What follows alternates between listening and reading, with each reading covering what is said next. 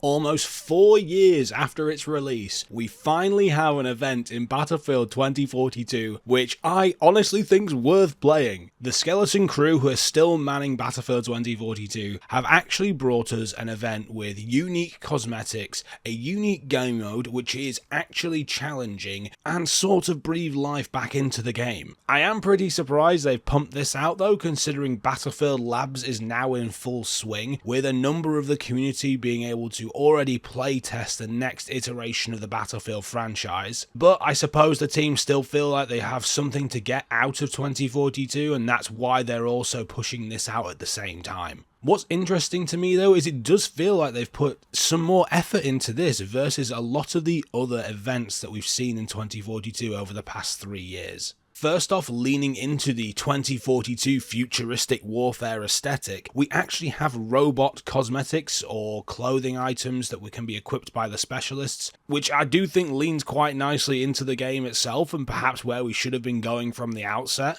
But even more importantly to that, they've finally added in more reactive camos for weapons, which again fit with the aesthetic of 2042 being a futuristic warfare scenario. Now, I know, cosmetics aren't always the be-all and end-all, but this is where the frustration lies a little bit for me. If we're seeing these now, nearly 4 years into the game's life cycle, why couldn't we have seen these earlier? I appreciate the team were doing a lot of work, particularly over the first couple of years, to try and actually bring the game up to the standards we expect, but even after that, surely we could have seen more of this in the game's lifetime, while the game was probably the primary focus for the development team. Now that 2042 is in a passable state in terms of the gameplay systems, the team really are trying to put things into it which ultimately probably aren't going to be of interest to the community anymore, with all eyes being on the next Battlefield game, what do those Battlefield Labs leaks look like, and just generally not focusing on 2042 anymore. It's definitely in the rear view mirror now. With that being said, the new event mode, Override, is genuinely something which should have been in the game from the outset. I've actually had more fun playing this than some of the just standard multiplayer modes in 2042.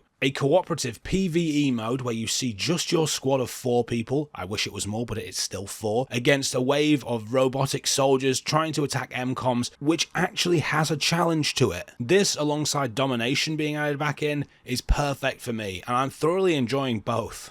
On base level terms though, they haven't really added much into the game with the event. I think that's always been the case with every event we've seen in 2042 at this point. I'd like to think at this stage in Battlefield 2042's life cycle, the development team are going to look at potential events and things that they could have implemented in 2042, maybe see how they can transition them into the next Battlefield game, and really kind of amp them up for that. My overarching hope, particularly for short-term events and things of that nature in the next Battlefield game, is that DICE and the other development teams will take them to the next level. It's obviously going to be a live service game, there's going to be battle passes, there's going to be cosmetics, but I am hopeful that we see improved systems, improved rewards, and improved cosmetics for the events that we see in the next Battlefield game. I don't want to beat a dead horse here, but Battlefield 2042 has to have been the ultimate learning experience for DICE at this point. So if we're talking about short-term events, they've definitely got a blueprint of what works and what doesn't off the back of 2042. It will definitely be interesting to see how they try and incorporate these kind of smaller mini events into the overarching live service cycle for the next Battlefield game, because it's almost certainly something they will continue to do, and they also have the blueprint and the vision of other games having success implementing similar kinds of events. If you've been playing the War Machine event, let me know down in the comments below what your thoughts are on it. Or alternatively, if you expect to see more, what is that? And what does that need to look like for you? As always though, I thank you very much for your time. I'm sure I'll catch you all in the next one.